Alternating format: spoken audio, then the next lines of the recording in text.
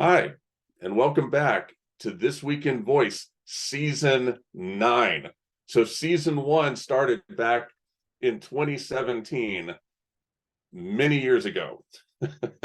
And needless to say, there was a lot that was different then. My name is Bradley Metrock. I'm CEO of Project Voice and general partner of Project Voice Capital Partners. Thrilled to have a fantastic panel of guests joining me on the show.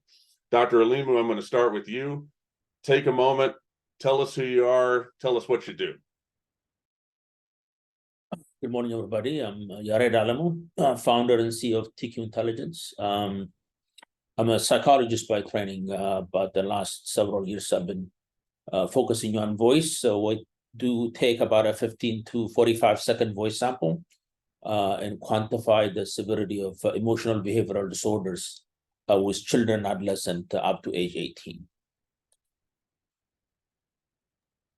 Excellent. Yeah, no, and it's is it your second time on the show? I think it is. First time. It's your first? Okay. Well, then maybe we had a near miss. Dr. Alemu, I'm proud to have you on the show. Thank you for joining us. Thank you. Next up, we have Christoph Esslinger of VUI Agency. Christoph, say hello. Hi, Bradley. Hi to everyone. First of all, Bradley, thanks for having me. I'm really glad to be part of the show. I've been following it for quite some time, and it's really cool to be here.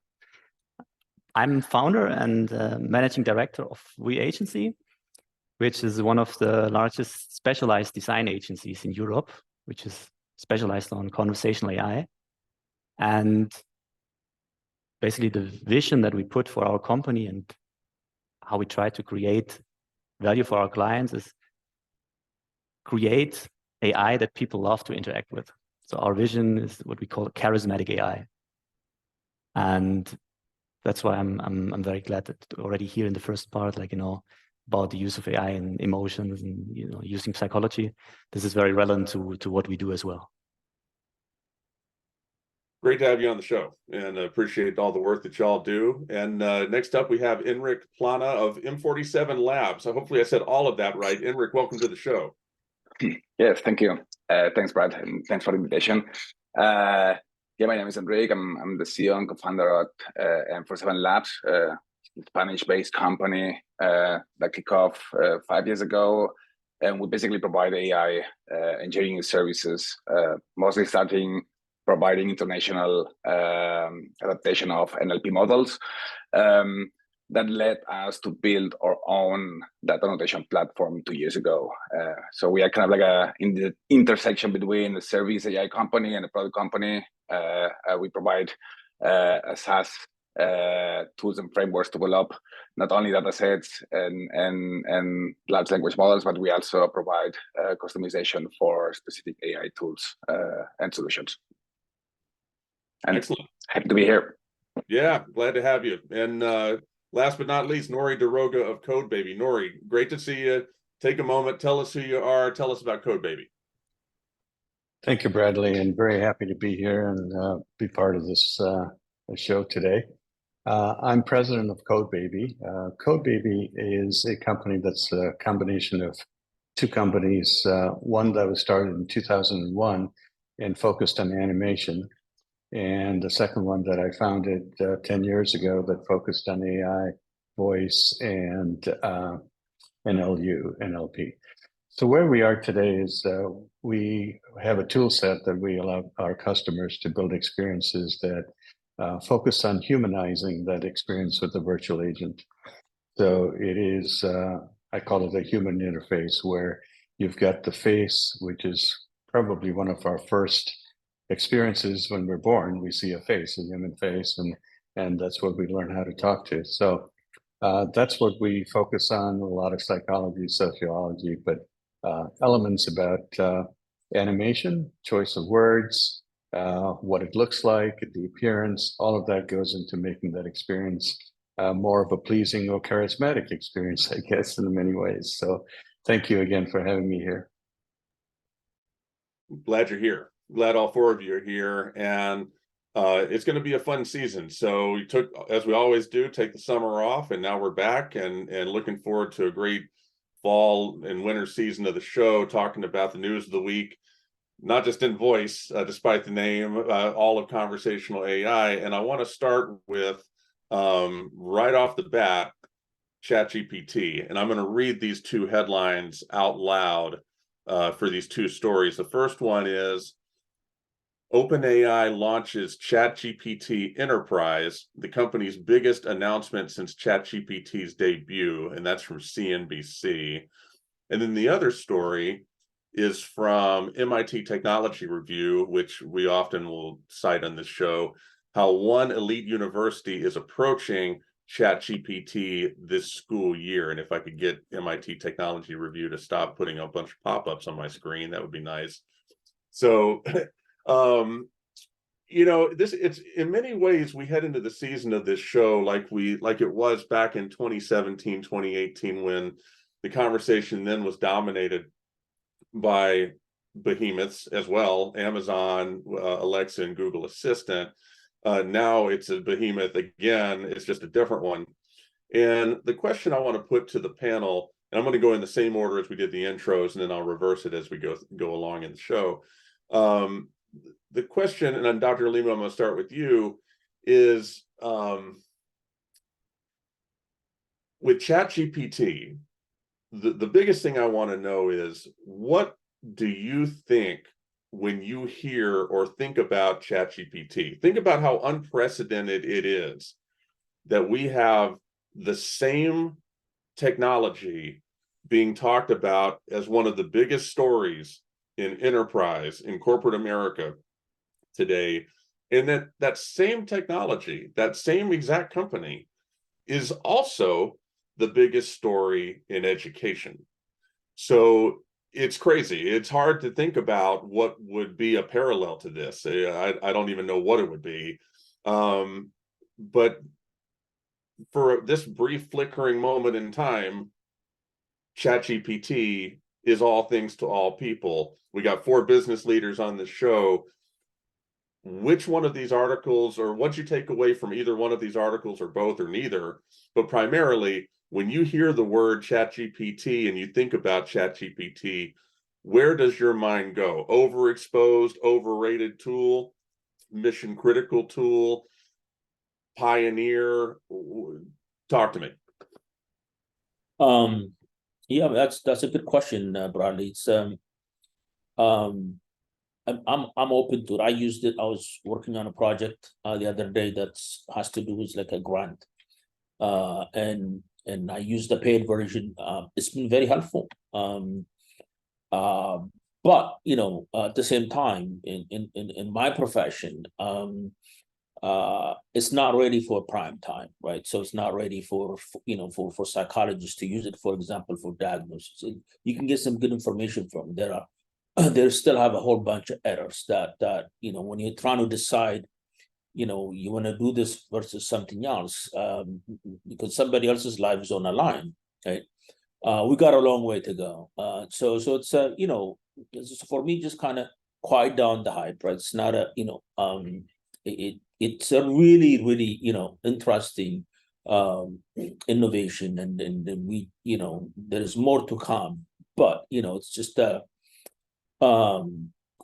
get a little bit tired of the hype, and it's just but meaning there's already a number of work that's been done. For example, there's a large comparison between ChatGPT and primary care providers, and people reported feeling ChatGPT being more empathetic than their primary care physicians, and ChatGPT was more accurate than the primary care physician, right? So but that's one study, right? So we don't really know the context of how that happens. And, there's a lot of kind of agitated, grumbling, primary care physicians that, they're not really that personable.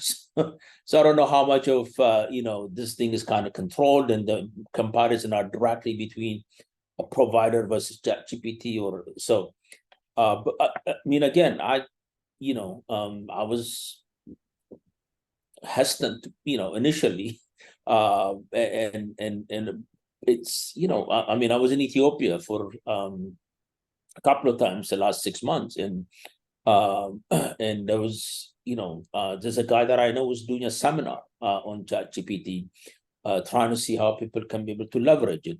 So that's, that's So you're cognizant of the revolutionary nature of it, but in terms of specific product market fit to your line of work, it leaves some room to grow. Yeah. No, that's great. Christoph, coming to you with the same question. What, if anything, stood out to you the most of these two articles? But more generally speaking, from a mental image point of view, you hear the word, word association, you hear ChatGPT, what comes to mind? So to be honest, for my line of work, which is about helping companies to employ AI to create value, it cannot even be underestimated in terms of the value it creates.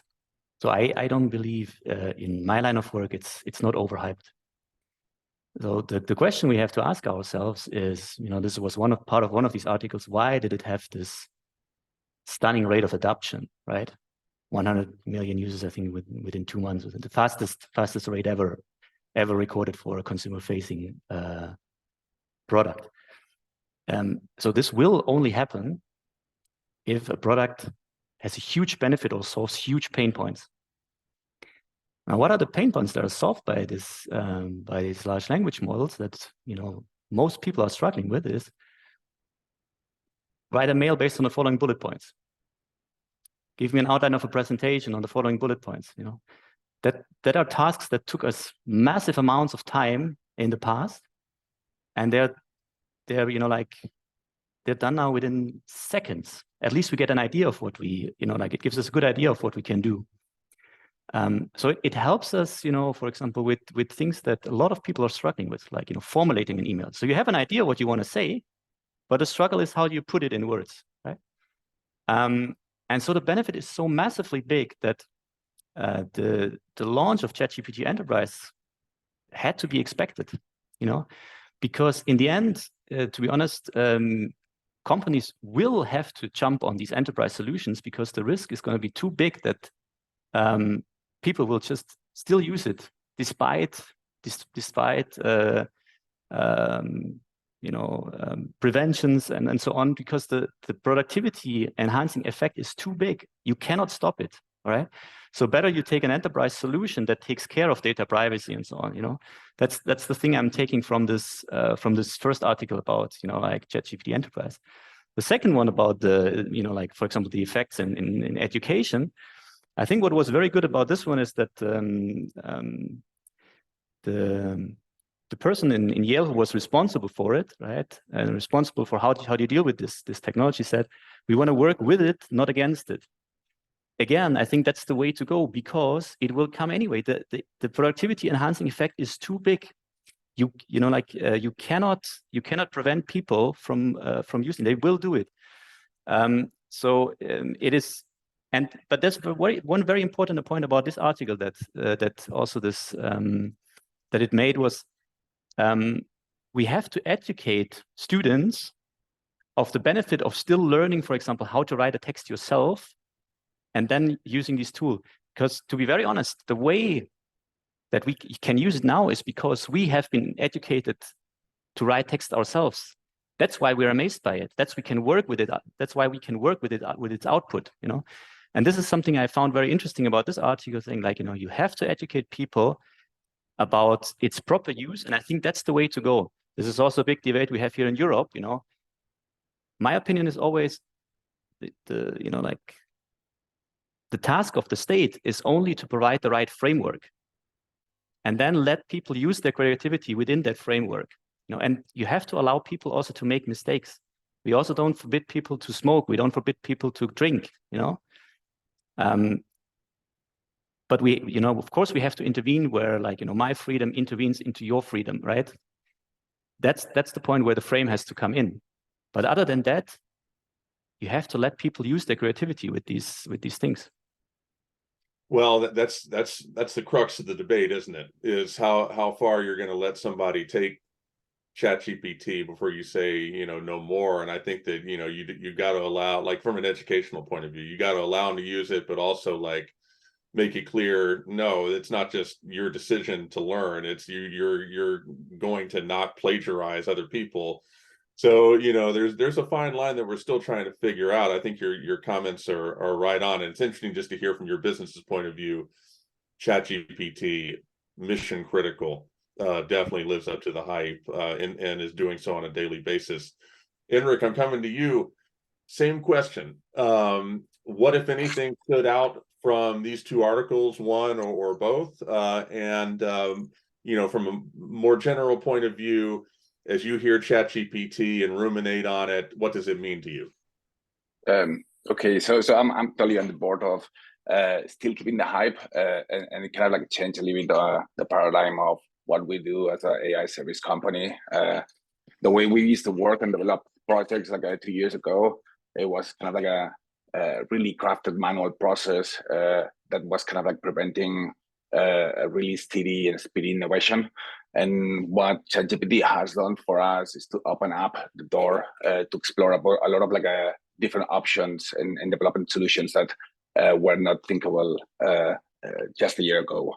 So from an enterprise point of view, there's still a long way to go. So like news like all the security features, privacy, speed that are mentioned on the article are really good. But I think that those are like really steps in the right direction. And for us, we see a lot of potential, still not fully realized. But you know, like we think we will have to live with these tools as automate and provide like a completely different framework than we used to have. For general purpose and reference into the second article, I think the impact is huge, and I think there has already been a transformation in education in the last few years. But I think ChatGPT and large language models are speeding up a little bit the transformation on how the educational systems are working. We kind of like coming from a system where we were learning by repetition, we're learning by memorization.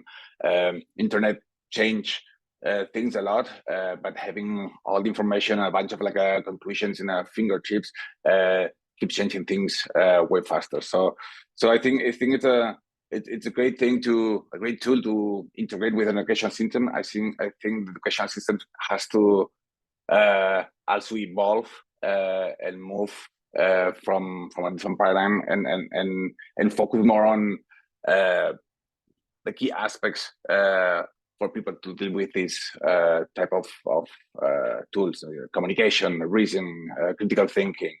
How you actually evaluate the students should be actually redefined as we used to do in the past. So for me, it's really positive, a huge impact. Obviously, we might talk a little bit later about regulation of AI and how it's being used in the enterprise world, but also like in education. But I think that this technology has to be accepted, adopted, and integrated in our day-to-day life. So I hear a lot echoed in your response, as I heard from Christoph. Like, it's basically an immovable object at this point. So you might as well figure out how to acclimate yourself to it. And yeah, you talk about learning through repetitive actions. You know, there's some people who the repetitive action is I go to ChatGPT and they do my first homework assignment, then I go to ChatGPT and they do my second homework assignment, then I go to ChatGPT and they do my third one. And that's a repetitive action.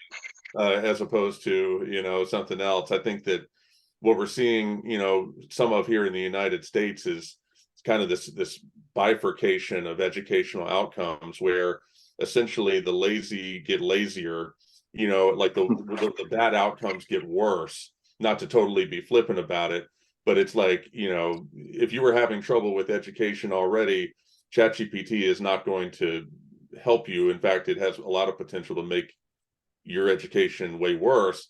But if you were getting a lot out of your education already, then here's ChatGPT, and it's going to make you smarter and more creative, and it's going to challenge you, and it's going to augment you, and all those things. to where that you're better than you ever been. Super interesting. I appreciate your comments on all of that. And Norrie, I want to give you the last word on these two pieces here. Same question for you. Which one, if either one of them stood out to you, what stood out maybe in one or both of these pieces? And more generally speaking, where does your mind go with respect to you and Codebaby when you think about ChatGPT? Thanks, Bradley.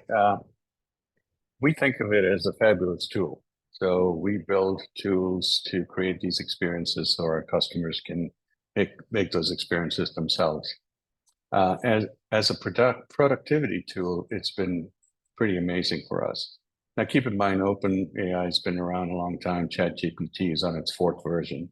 So it's not like this, it just opened itself up to the world. But for some people, it's been waiting in the background to be used.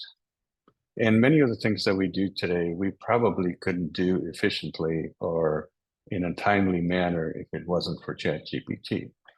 But the two articles that you picked were very interesting to me from this perspective. Enterprise is a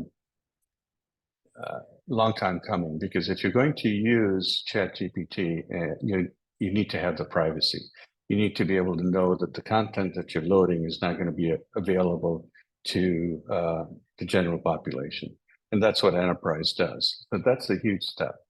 It's a lot of our clients who are in regulated industries, fintech or healthcare. It's very important that that content not be available, and you can use it still to train ChatGPT. So that article was very interesting to me. And the second one with the Yale University, I started my education 50 years ago with the slide rule. And it's not that I use it. In my first engineering job, they told me, why don't you use a calculator? And I said, I can do these things in my head. And they said, well, soon, you need to use something that's a little computer here. So the tools are there. And I think one of the interesting parts of that article was, if you're going to cheat, you're going to cheat. You're going to figure out a way to cheat. And there's going to be a reason that kind of led you to that. So if we try to solve for the reasons why somebody is cheating, because they're stuck in a situation where they're not able to perform, we should figure out why they're not able to perform, rather than, oh, well, ChatGPT is bad because it allows you to cheat. So I think those are the types of things that those two articles really triggered for me. And in healthcare, for example, what we're trying to do is build out a personal coach. ChatGPT allows us to take private content, ChatGPT content, and create a conversation with an avatar that you can have a 15-minute conversation. If somebody is isolated, somebody is the elderly population living on their own, these are types of use cases that really make a lot of sense. So that's where I'm at. Excellent. Appreciate those comments. And Christoph, you got a comment? Fire away. Yeah, so I was just I like very much, Norrie, what you said right now, and I was actually thinking about what you said, Bradley. Are bad students really getting worse? Using it, and maybe this is my special disposition. I always believe in the best of people. So in this case, I actually believe in the end you learn by example.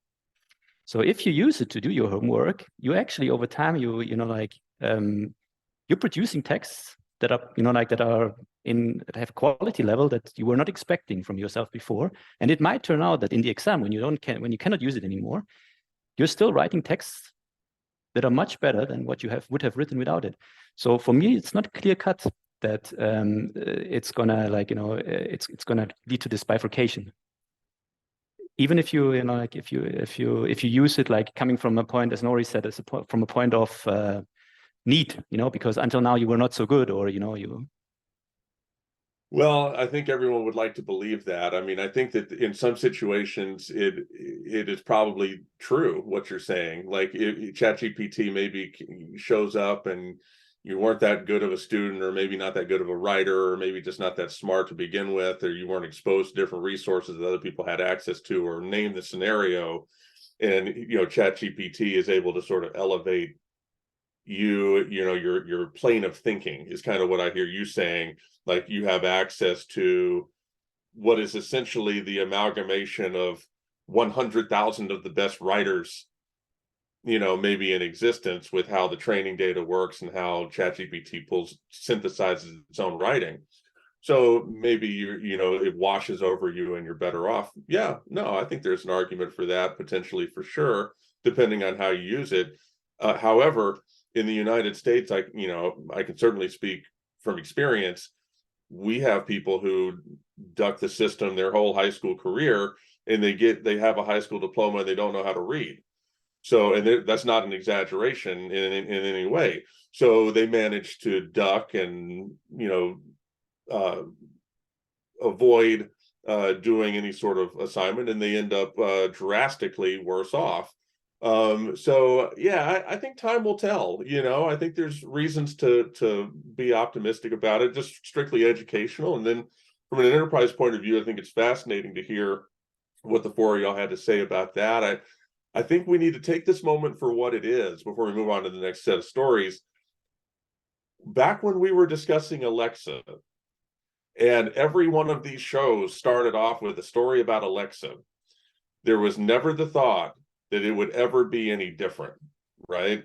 There was never a thought that we would get to a point in time where a show like this would not open up with Alexa, or, Alexa's not going to be dominating the media headlines, dominating Amazon sales, captivating our society. And yeah, we got to a point where it kind of fell off. ChatGPT is not going to be this bright sun for us forever.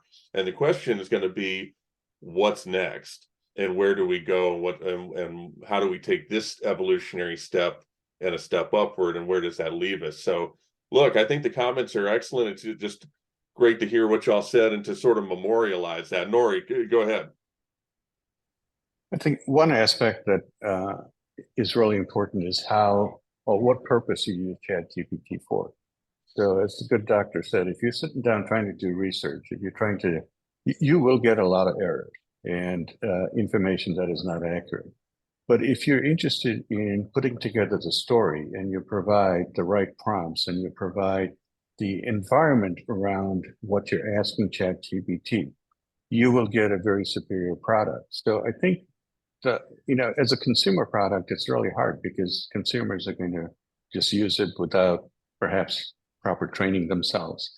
But from an enterprise level, from a company level, once you start learning how to do that, you can truly utilize that power and put guardrails around it so that you don't have this, oh well, this is nonsense.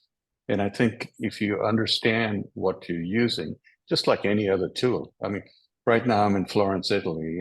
You sit down and think about somebody who's carving marble. If that tool, you give it to me, that piece of marble is not going to look very good. But here's the land of Michelangelo. So I think that's an important piece of it too. Well said. Enric, Dr. Alemu, want to give either of you a chance to opine before we move on? I think this technology is different than any previous technologies. That there is something about building something that is 1,000% more smarter than the smarter person, right?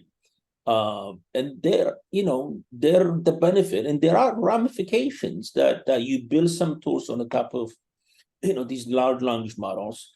You have something that is interacting with a human being that have multiple more IQ scores. So one use case is that it can improve productivity, but we don't have to get bogged down by some of the stuff that we used to do. Now we have free up space and time and being able to do more. But there are some use cases that have some downsides, right? I mean, we still kind of trying to figure out how to use social media, right? As human beings, I don't think we're fully prepared to use social media, right? And there are consequences to that we're dealing with, whether you're in a democratic country or not. So you have to multiply that, right? So it's, you can, these tools is not just, focus on attention. They can create this level of intimacy, right? This relationship with this AI tool. You can use it for something great, but you can also do some damage on that. Well, we're gonna be talking about the downsides all in just a minute. Enric, any last word on this before we move on?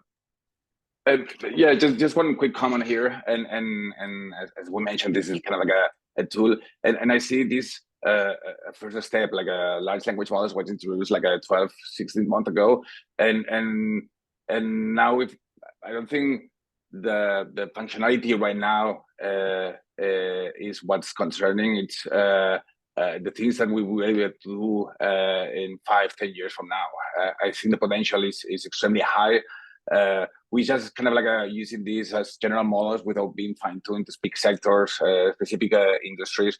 I think if we actually see the impact it can have in healthcare, in education, and business in general, 5 years down the road, it's impressive to think what things can be achieved. Like bad things and good, especially good things, but also like a harmful things for us. Well said. Yeah, that's very well said. That's a good place to leave that. And I want to shift gears to maybe some of the downside. I'm going to read both of these headlines out loud for our second stories for the show. From New York Post: Trump accused of using AI or an impersonator for interview with Real America's Voice. Okay, and then the second story is so many pop-ups. The second story is from WESH NBC Channel 2 from wherever this is. DeSantis PAC uses AI-generated Trump voice in campaign ad. So I'm going to go in the reverse order of what we did, the intros for this. And Norrie, I'm going to start with you. As long as I've been doing this show, we've had stories about impersonation and I guess generally like negative usages of, whether it's voice AI, whether it's text, chat, using natural language to impersonate and confuse and obfuscate. When are we going to be done with this? Like, first of all, the Trump interview that article is referring to, in my mind, was definitely doctored. So I don't know what the deal with that was. No one does, but something really bizarre was going on with this. But we've got DeSantis sitting there, and it really doesn't matter whether it's Republicans, Democrats, or liberals, conservatives. We're going to see in politics these tools coming out of conversational AI being weaponized against opponents for all sorts of reasons. My question is for you, and I want to ask all four of you this. Right now, we've got all of these ethics, regulatory, policymaking, guidance type of things going on, locally, regionally, nationally, here in the United States, internationally. What in your mind is the singular most important thing for policy making or regulation around conversational AI to do? All right, Bradley, I'm actually very fortunate to be in Florence because both of those articles were blocked on my computer and I was not able to read them. Sorry, so. You're not missing a lot. Trust me. I'm not missing a lot, but I understand the topic and I understand the where we're headed with that. I look at it in terms of some of the same issues exist with intellectual property, with the ability to use somebody else's work product and in a way create your own work product. And is that a fair use of something that you're using AI for?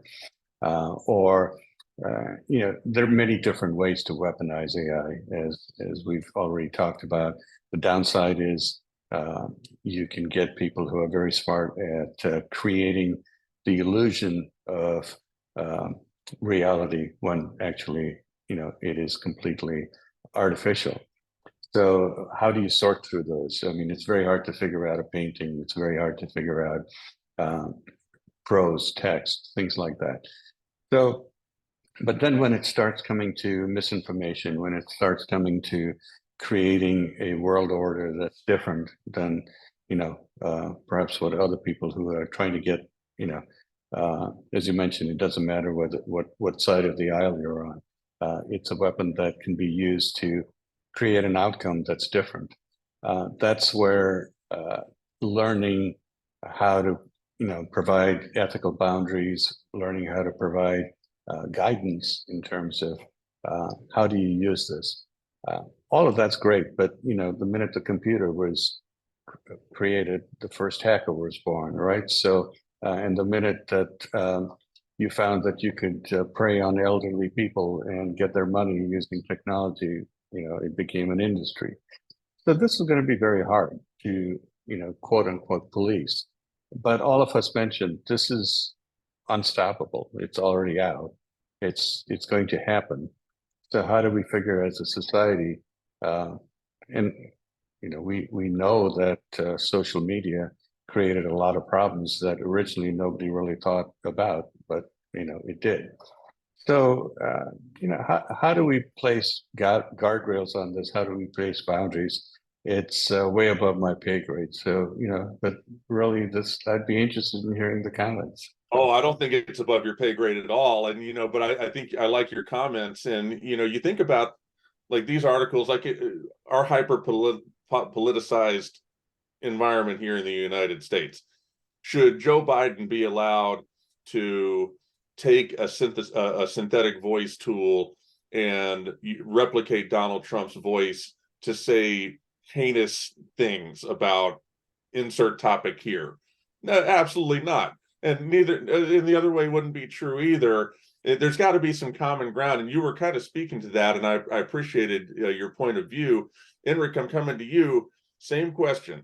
What is this? There's some stories here that sort of ruminate on U.S. politics, but the bottom line is, what is the singular most important regulatory or policy-making thing that we can do to get this abuse under control?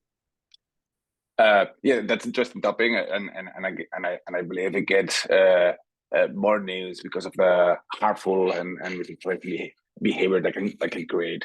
I cannot actually see this from different angles. One is from the technological side of things, where companies are starting to have ethics committees that help out define the process to build the large language models, making sure that they have data sets that are not biased, text, etc. Even some companies actually, I believe OpenAI developed a text AI detection tool, but they needed to take it down because it was failing most of the time.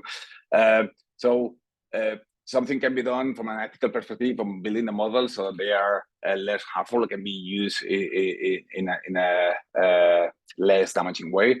But I think the other way, the regulation, the law jurisprudence is the way to go, so that we don't prevent innovation in large language models. And in Europe, we actually acted pretty fast in releasing the AI European Act, and I believe like UK also was pretty fast in launching the first few parameters of framework on not how to build the AI and LLMs, but how the usage they can be, how they can be used.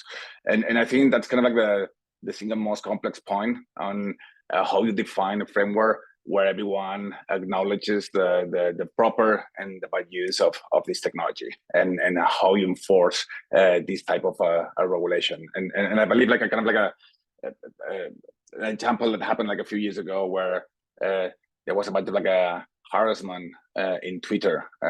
People was running over people left and right. Still happening. But a lot of like countries pass legislation where this could be proof of prejudice, and people could actually be judged for this type of behaviors. So I believe we are, or the way to go is leading towards a framework where good and bad uses of LLMs, AI in general, are properly defined, and there's an agreement not only within countries but like across countries and online. But it's a difficult challenge to solve. Yeah, no, look, I like that. So I like the way that you frame that. And Christoph, I'm coming to you. Same question. Interesting stories here, but bottom line is, what's the single most important thing from a policymaking or regulatory point of view in your mind to help get this abuse under control? I mean, this is a question that we confront very often, right? Because when you talk about charismatic AI, it's about using AI also to develop relationships between brands and people, right?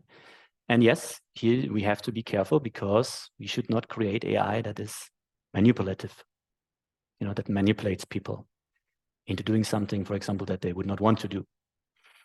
Now, me personally, the definition of charisma that also we follow as a company is based on a great book that I would recommend to read to anyone who's interested in the topic of charisma. It's by Olivia Fox-Cabane, The Charisma Myth.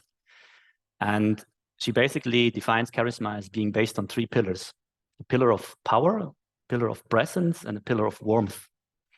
So, like we, over all our history, have been drawn to people that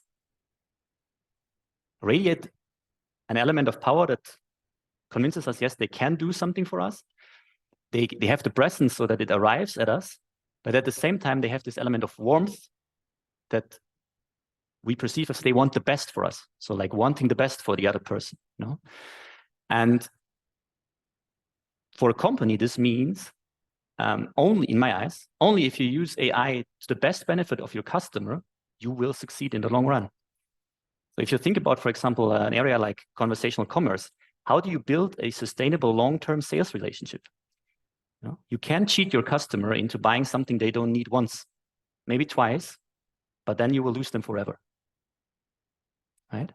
So to some degree, market forces will actually also enforce an ethical use of AI, at least in the space in which I'm working. I'd like to think so.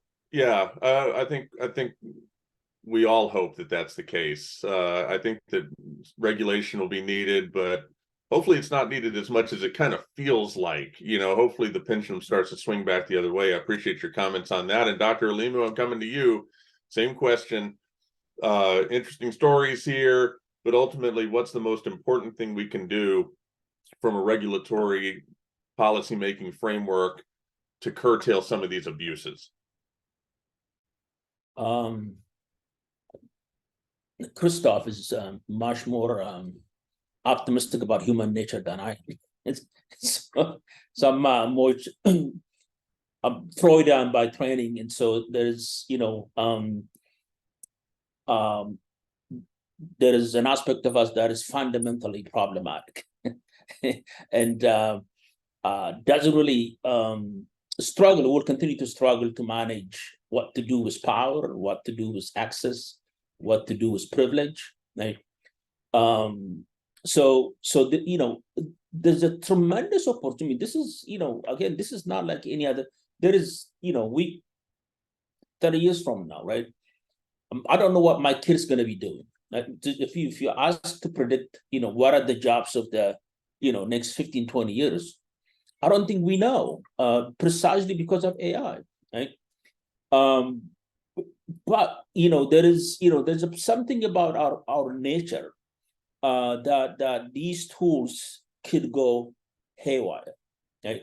And being able to have that kind of power and that kind of access, we failed over and over again, and using that for the betterment of human beings, right? This is even worse than the nuclear part, because the power of having that level of knowledge, being able to if I can, the manipulation is already here, right? I mean, it's like I will kind of tell you what you need to know so you can buy the stuff from me, okay? Whether this is that you need it, whether this is something that is not even what it's supposed to be, So all those things that are kind of happening at some level is going to be even more intense, right? So it's but I think we need to understand the magnitude of the changes, both the positive and the negative, right? I mean, this have a potential to undo, these communities, the democratic communities that we care about, right? I'm not, if you're living, somewhere in China or in some parts of Africa that there's no democracy, and then someone is going to tell you what to say and what to do. So I'm not really worried about this. I'm talking about these democratic societies that rely on good information, right? Rely on some facts to be able to kind of build these institutions. We are developing tools that could potentially, right, undo that. So I don't know what policy will get in the middle of, right, power and money versus information, right? Because somebody else's bad information is somebody else's private school tuition. And so that's, as much as I'm excited about, I mean, you can be able to do the kind of things in healthcare that we were not able to do 5 years ago, right? Especially in places that are shortages of providers, right? You can be able to use the ones already in the ground. You can train them in a way and, give them the right tools so they can be able to provide this. So, I mean, I see all that, right? But I also get really concerned about that we have failed over and over again, right? Being able to judiciously use power. And this is like unlike any other power. This is not like, computers and all. This is completely different, right? And because of, how powerful it is and how it can be used for some nefarious purposes. And that's what you're talking about here. It's like, this is like amateurish, like this is going to have to multiply this by multiple, right? As we go further. So that's my concern. Well, so no, that's good. So a nice sort of set of divergent views on this topic. And I think that's right. I think that's emblematic of if you were to line up 1,000 people and ask them about this, whether working in technology or not, you get a lot of different views. And I think that we captured that here. I want to take the last 5 minutes or 4 minutes, as it were, and I want to read story number 3, and I'm going to ask for a quick response. This is from LAD Bible. I don't think we've used this source before, but like a popular culture site. Dad shocked as son uses Alexa to order a hot tub and nearly 1,000 pounds worth of toys.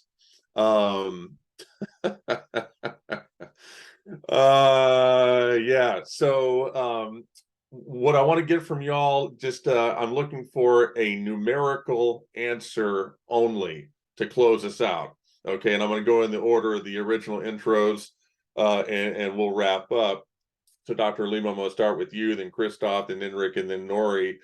Give me a number from 0 to 10 on the relevance of the Amazon Alexa ecosystem today. 0 being none at all, it doesn't register, to 10 being drop dead, mission critical for my business or for society at large. And I'll get a number from all 4 of you and we'll wrap up. What's your number? It's about 5. Okay, Christoph, what's your number? I would say 3. Okay, Enric? I would say 2. Okay, and Norrie? I've never used Alexa, so I'll say probably 0.